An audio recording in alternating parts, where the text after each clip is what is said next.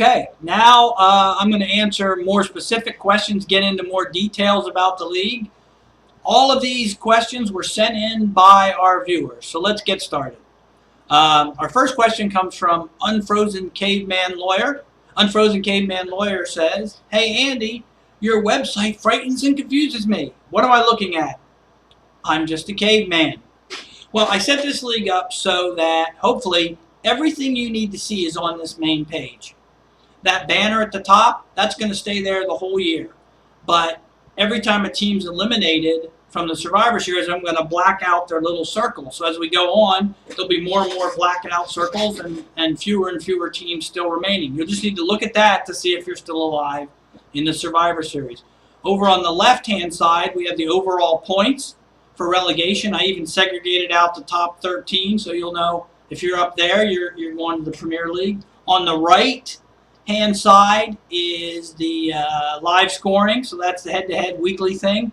Below us, at the bottom, is the standings, which will update each week. Below that, there's the eliminations, which tells you how many teams get eliminated, all that kind of stuff. And here in the middle, where you're watching this video now, each week on Tuesday or Wednesday, I'll update it with like a little newsletter. Who's left, who got eliminated, who's doing well. Make fun of the guys who get eliminated. I'm really looking forward to that. So everything you need should be right here on this main page. All right, let's go to our next question. Our next question comes from Middleburg, PA, from a Cliff Clavin, a.k.a. the Mailman. Cliff asks, "Where do I go to set my lineup? How do I make pickups and trades?" Okay, Cliff, no. Maybe you don't remember this from the draft, but the computer runs everything. This league is set up so that once you draft, you're done. So you just have to come and look and see how you're doing.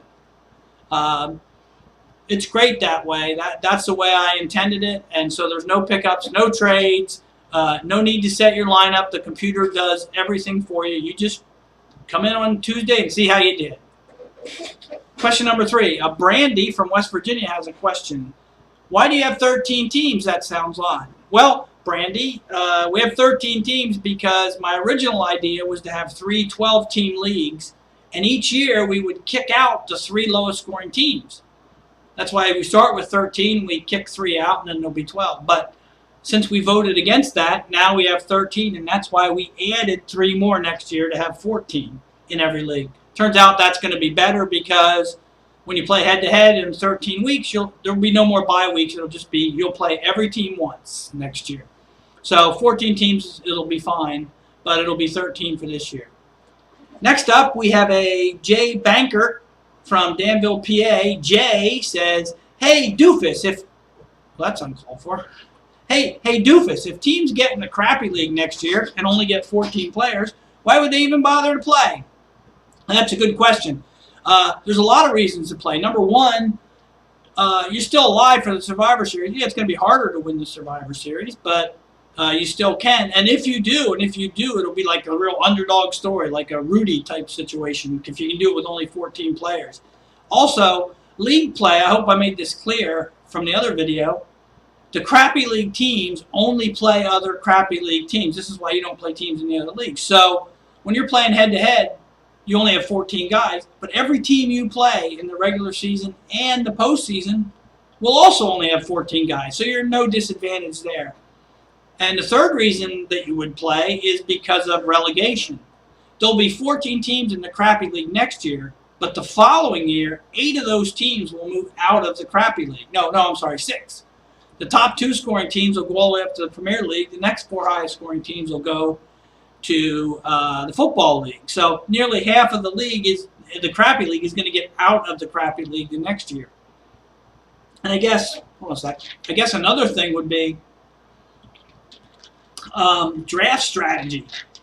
I don't want to be in the crappy league next year, but if I am, with only 14 players, I mean, you can't draft 3 quarterbacks and 2 kickers, and you just can't do that. You can't draft a lot of backups to your running backs or anything.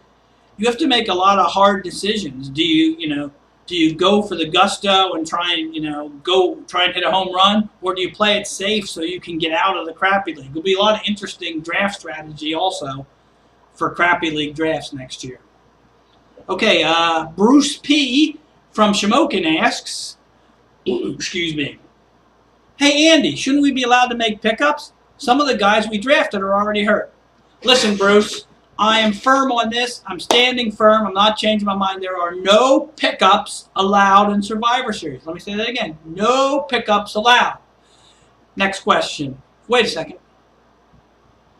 Actually, Bruce, you have a good point. You know what I'm going to do?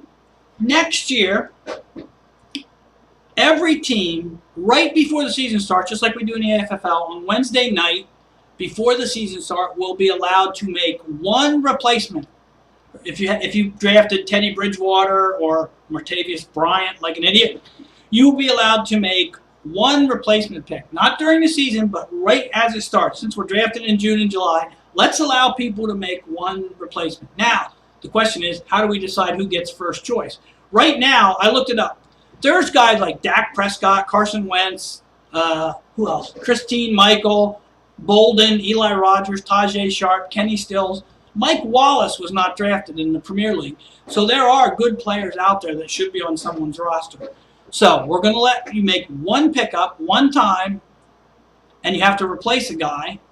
So like if you have Tony Romo, you have to decide, do you want to keep him or you want to drop him and pick someone else up? And the way we're going to decide is this. Since we don't have anything to play in Week 17, we're going to keep the scores in Week 17, and the highest scoring teams in Week 17 will have first priority on that Wednesday night before the season starts waiver move. So you actually have something to play for in Week 17, because I would say you definitely want to be at the top of that list, because there's going to be, if we're drafting in June and July, there's going to be a good player that you'll want to get. But one replacement player, one time, only before the season, and we'll do that. And by the way, this should help the crappy league teams the most, because in June and July next year, the crappy league teams are only going to draft 14 players. So there's going to be a lot better free agents for them when they make their replacement picks. So it should give them a little bit more of an advantage of, making their team a little bit better. Let's see here. Here's another question. Why not just have a regular league and have the Survivor game as an extra add-on? Okay, I get it. Why is the Survivor thing the main thing, and then the league play seems to be, well, the reason is everybody here is in like 3 or 4 leagues. And every one of your leagues is the same. You draft a bunch of players, you play head-to-head, and you play championship. This is different in that the Survivor thing, is the main thing. By the way, if you have a regular league and you want to do a Survivor game, you can do that. You can do that in your regular league if you want to. But this is different in that the Survivor is the main thing. And the reason that the Survivor has to be the main thing is because of the relegation. The whole idea of getting in the better league and getting more players is so you can win the Survivor League, or the Survivor Series, or you have a better chance of winning the Survivor Series. So that's why we don't have a regular league. We're already all in 4 or 5 different regular leagues. We want something different. Here's the last question. Doesn't seem like teams win a whole lot of money. Are you keeping it all? No, I'm not keeping it all. The $15 isn't a lot of money. That's just, my original idea for this was just to get a bunch of guys, like 15 guys, and throw in like $5 and just do a Survivor thing. And then, of course, as you know me, I just, expanded it and made it bigger and bigger and bigger. But yeah, $15 isn't a lot. If you add it up, every penny of the money spent, I don't keep anything, obviously. But yeah, there's no reason we can't play for $20 or $25. If we play for $20 next year instead of 15, that's $200+ we get to hand out. If we just add $5, if we add $10, it's $400 more we get to add out. So teams that make the playoffs will get money. Teams that are in the top 10 maybe in the Survivor Series will get money. So we'll vote on that, I guess, in the off season and see if we want to do that. I don't know. This is getting close to like 10 minutes now. So I guess we'll quit this, but hopefully this gives you a little bit more insight into the specifics of this league. Andy out.